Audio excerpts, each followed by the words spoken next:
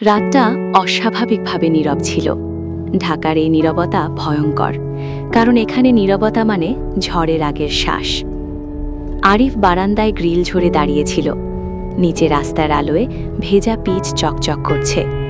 বৃষ্টি থেমেছে আধ ঘন্টা আগে, কিন্তু তার মাথার ভেতর বৃষ্টি থামেনি। আজ তার সবকিছু শেষ হয়ে গেছে। ফোনটা এখনো হাতে, স্ক্রিনে একটাই মেসেজ বারবার চোখে পড়ছে। বোর্ড সর্বসম্মতভাবে সিদ্ধান্ত নিয়েছে, তোমাকে সরিয়ে দেওয়া হয়েছে। কোনো ব্যাখ্যা নেই, কোনো সুযোগ নেই, কোনো বিদায় নেই। 10 বছর সেই কোম্পানিটাকে নিজের রক্ত দিয়ে বানিয়েছে। দিনের পর দিন না ঘুমিয়ে, রাতের পর রাত পরিবারকে সময় না দিয়ে, আর আজ এক লাইনের মেসেজে সব শেষ। পেছন থেকে দরজার শব্দ। আরিফ, মায়ার গলা কাঁপছে। সে ঘুরে তাকায় না, জানে তাকালে ভেঙে পড়বে। তুমি কিছু খাবে না? মায়া এগিয়ে আসে, তার কাঁধে হাত রাখে। আরিফ ধীরে ধীরে হাতটা সরিয়ে দেয়। এই ছোট্ট অঙ্গভঙ্গিটাই তাদের সম্পর্কের ইতিহাস হয়ে যাবে। মায়া তখনও জানে না। ওরা আমাকে বের করে দিয়েছে, সে বলে, গলা অদ্ভুতভাবে শান্ত। ওরা কারা? যাদের আমি বন্ধু ভাবতাম। মায়া কিছুক্ষণ চুপ করে থাকে, তারপর বলে, লিগালি কিছু করা যায় না? আরিফ হেসে ফেলে, হাসিটা ভয়ানক শোনায়। আইন? ওরা আইনই বানায়। সে অবশেষে ঘুরে দাঁড়ায়, চোখ দুটো লাল, কিন্তু পানি নেই। আরিফ কাঁদে না, কোনো দিন কাঁদেনি। তার কাঁদার বদলে কিছু ভাঙে। সকালটা শুরু হয় পুলিশের নক দিয়ে। মিস্টার আরিফ রহমান? জি। আপনাকে গ্রেফতার করা হচ্ছে আর্থিক জালিয়াতির অভিযোগ। মায়ার চিৎকার। পাশের ফ্ল্যাটের দরজা খোলা, মোবাইল ক্যামেরা। আরিফ তখনও বোঝেনি এটা শুধু চাকরি হারানো না, এটা পরিকল্পিত ধ্বংস। হাতকড়া পরানোর সময় সে এক ঝলক দেখে সিঁড়ির নিচে দাঁড়িয়ে আছে সামিউল খান, তার পুরনো বন্ধু, তার কোম্পানির বর্তমান সিইও। সামিউল চোখে চোখ রাখে, হাসে না, শুধু ঠোঁটের কোণে এক ফোঁটা তৃপ্তি। সেই মুহূর্তে আরিফ বুঝে যায় এই গল্পের ভিলেন কে। জেলখানার দেয়ালগুলো স্যাঁতস্যাঁতে, ঘুম আসে না, মাথার ভেতর শুধু প্রশ্ন, আমি কোথায় ভুল করলাম? কিন্তু ধীরে ধীরে প্রশ্নটা বদলে যায়, ওরা কিভাবে আমাকে ভাঙল, আর আমি কিভাবে ওদের ভাঙব? এই প্রশ্নগুলোর উত্তর খুঁজতেই তার চোখে আগুন জন্ম নেয়। প্রতিশোধ তখনও পরিকল্পনা না, প্রতিশোধ তখনও শপথ না, প্রতিশোধ তখনও শুধু একটা বীজ, আর বীজটা আগুনের।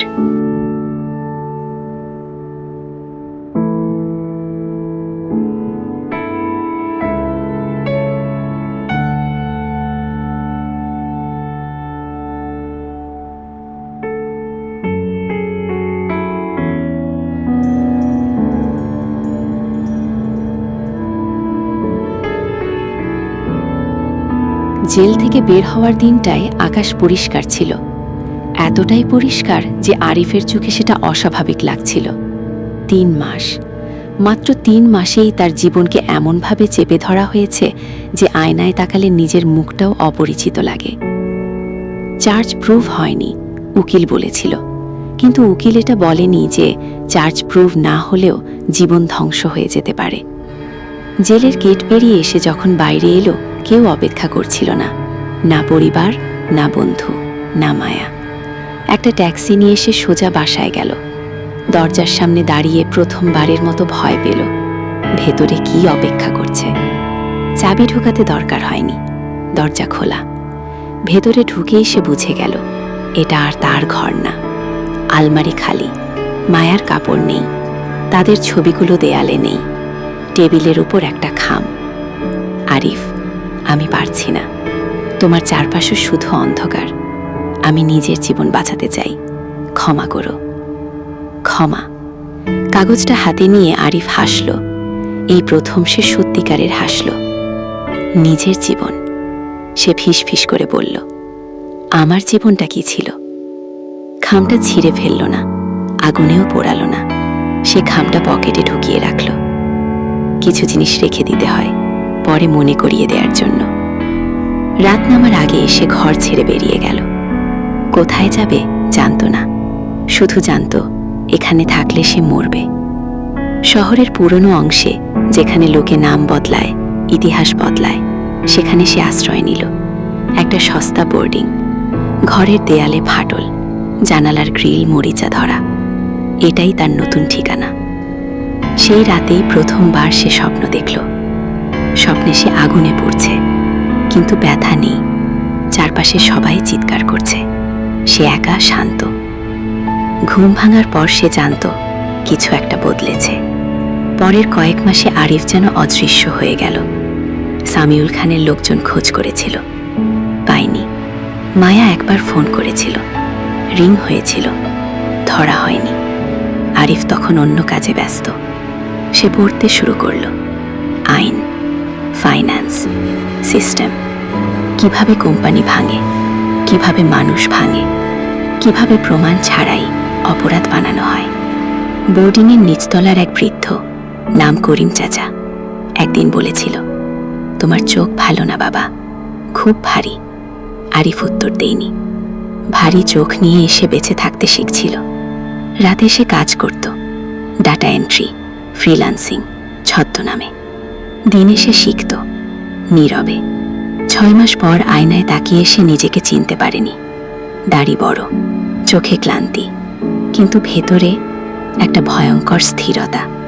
একদিন পুরনো এক ল্যাপটপে নিউজ খুলে সে একটা শিরোনাম দেখল, সামিউল খানের নেতৃত্বে এক্সেলটেক, নতুন উচ্চতায়।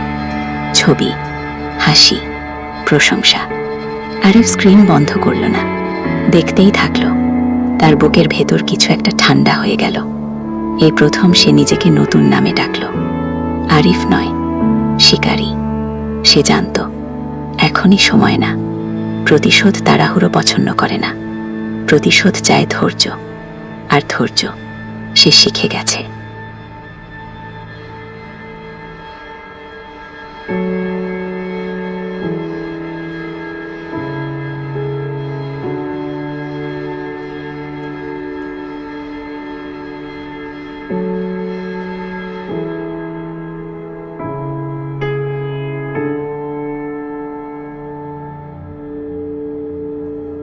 নাম বদলালে মানুষ বদলায় না, কিন্তু নাম লুকালে মানুষ বাঁচে।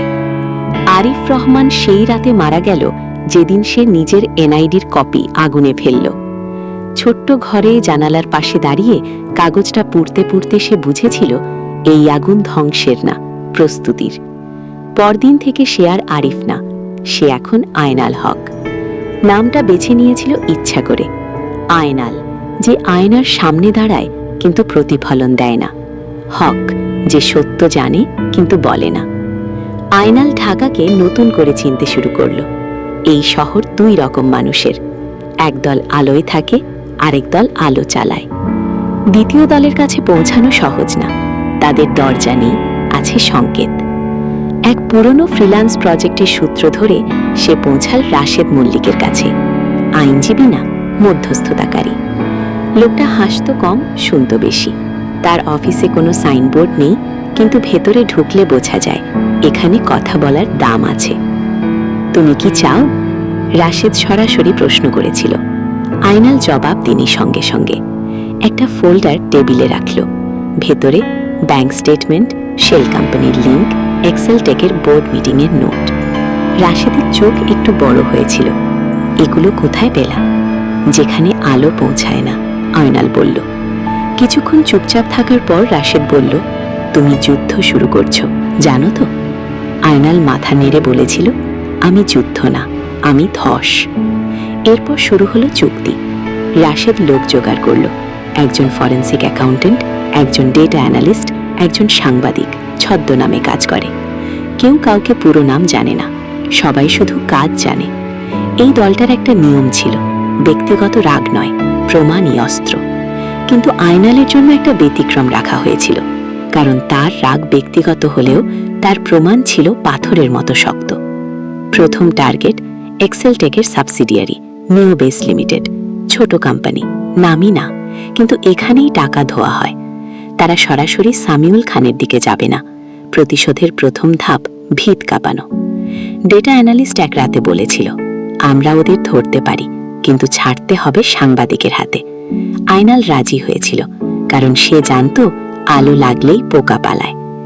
1 সপ্তাহের মধ্যে নিউজ বের হলো, নিউ বেস লিমিটেডে কোটি টাকার গোরমিল।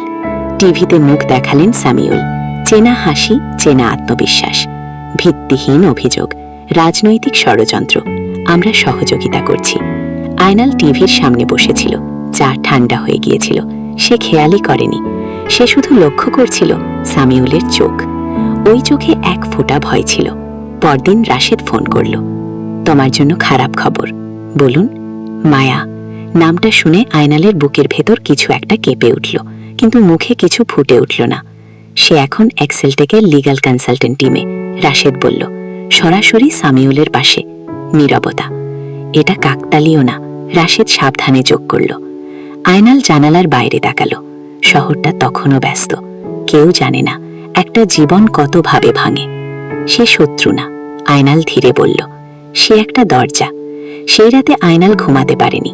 মায়ার মুখ মনে পড়ছিল, শেষ চিঠির শব্দগুলো। নিজের জীবন বাঁচাতে চাই। সে বুঝল কিছু মানুষ বিশ্বাসঘাতক হয় না, তারা শুধু ভুল জায়গায় দাঁড়িয়ে পড়ে। কিন্তু প্রতিশোধে জায়গা বদলানোর সুযোগ নেই। আরেকটা খবর এলো, সামিউল খানের নিরাপত্তা বাড়ানো হয়েছে। বিদেশ সফর বাতিল, বোর্ডে অস্থিরতা। রাশেদ একদিন বলল, তুমি চাইলে এখন থামতে পারো, প্রথম ধাক্কা লেগেছে। আয়নাল হেসেছিল, হাসিটা ঠান্ডা। এটা তো শুধু দরজায় নক। সে বলল, আমি এখনো ঢুকিনি।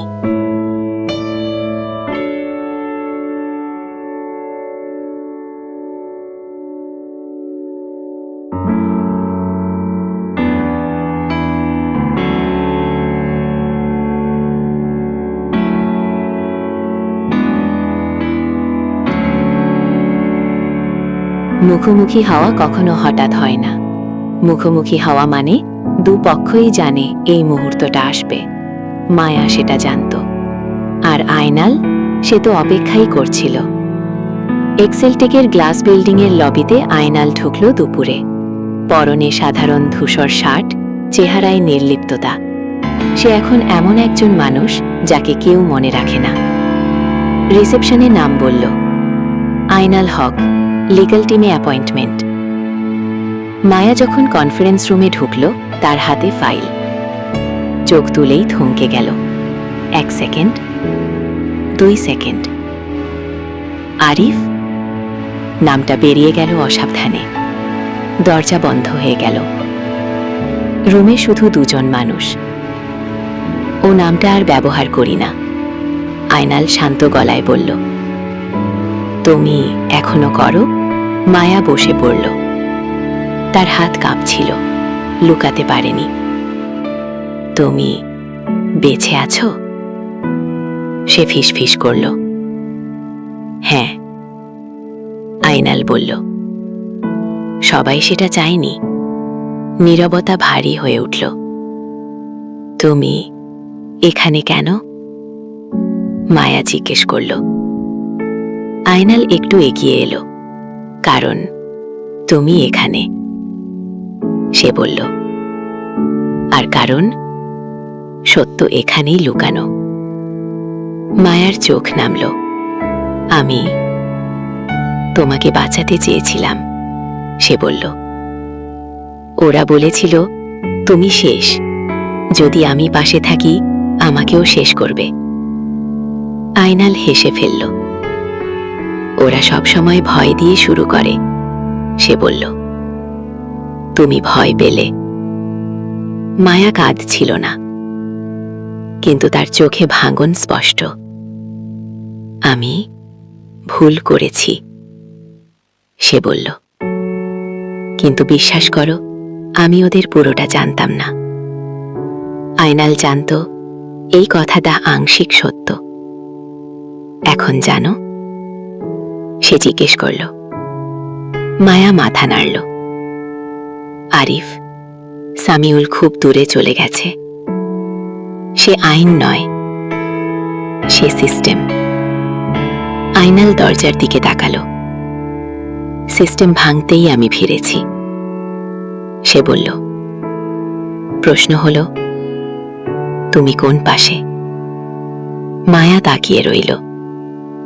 এই প্রশ্নটার উত্তর সে বহু রাত ভেবে ফেলেছে। আমি প্রমাণ দিতে পারি, সে ধীরে বলল। বোর্ডের গোপন নথি, ফান্ড মুভমেন্ট। কিন্তু এক শর্তে। শর্ত বলো, তুমি তাকে মারবে না। আয়নাল চুপ করল অনেকক্ষণ, তারপর বলল, আমি খুনি না। কণ্ঠটা বরফের মতো। আমি তার সবকিছু মারব। সেই দিন থেকেই খেলা পাল্টে গেল। মায়া ভেতর থেকে দরজা খুলে দিল। ডকুমেন্ট, রেকর্ডিং, ইমেল, যেগুলো কখনো বাইরে আসার কথা না। রাশিদ প্রথমবার সত্যিকারের অবাক হয়েছিল। এগুলো হলে সামিউল শেষ। সে বলল, কিন্তু প্রতিশোধ কখনো একরৈখিক না। দলের ভেতরে ফাটল ধরল। ফরেন্সিক অ্যাকাউন্টেন্ট নাম পরিচয়হীন লোকটা এক রাতে নিখোঁজ হয়ে গেল। পরদিন তার অ্যাকাউন্ট বন্ধ, ফোন সুইচড অফ। রাশেদ বুঝে গেল, আমাদের মধ্যে কেউ লিক করছে। আয়নাল জানত সময় কমে এসেছে। ঠিক তখনই সামিউল পাল্টা চাল দিল। নিউজ ব্রেক করল, আরিফ রহমান আন্তর্জাতিক অপরাধ চক্রের সঙ্গে যুক্ত। পুরনো ছবি, নতুন গল্প। আয়নাল স্ক্রিনের দিকে তাকিয়েছিল। এই প্রথম তার বুকের ভেতর রাগটা নড়ল। সে আমাকে আবার মারতে চায়, সে বলল। রাশেদ জবাব দিল, না, সে চায় তুমি ভুল করো। কিন্তু প্রতিশোধে সবচেয়ে বড় শত্রু হল অধৈর্যতা। রাত গভীর হলে আয়নাল একা দাঁড়ালো ছাদের ওপর।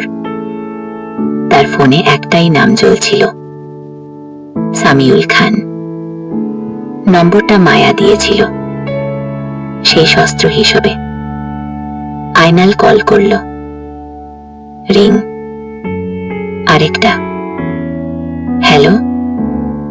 চেনা গলা।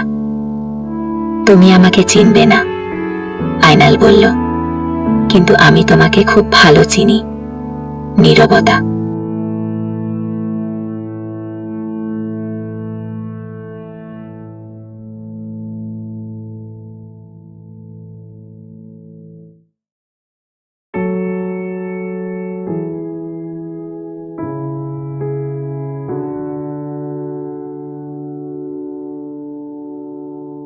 শেষ লড়াই কখনো চিৎকার দিয়ে শুরু হয় না।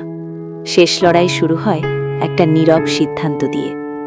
সামিউল খান জানত সে আর নীরব না, কিন্তু সে এটাও জানত ক্ষমতা ছাড়ার চেয়ে সবচেয়ে বিপজ্জনক মানুষ হল যে মানুষ হারানোর কিছু রাখে না।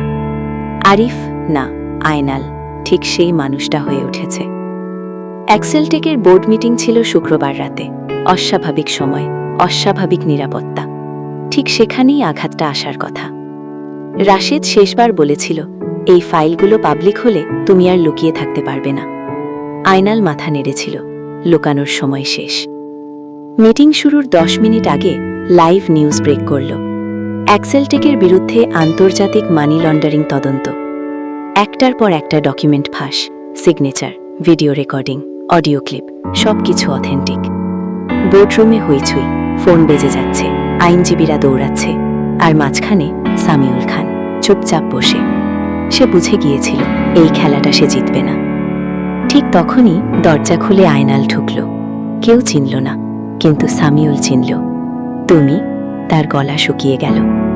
আমি, আয়নাল বলল, যাকে তুমি মুছে ফেলেছিলে। রুম খালি হয়ে যাচ্ছিল, সবাই নিজেকে বাঁচাতে ব্যস্ত। শেষে রইল দুজন মানুষ আর একটা ইতিহাস। তুমি কি চাও? সামিউল জিজ্ঞেস করল। আয়নাল চেয়ার টেনে বসল।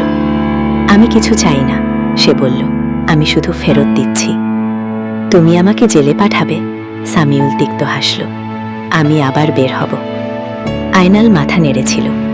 না, সে বলল, আমি তোমাকে জেলে পাঠাবো না। সামিউল একটু অবাক হল। আমি তোমাকে অপ্রয়োজনীয় বানাবো, আয়নাল শান্তভাবে বলল। তোমার টাকা, তোমার মানুষ, তোমার নাম, সব।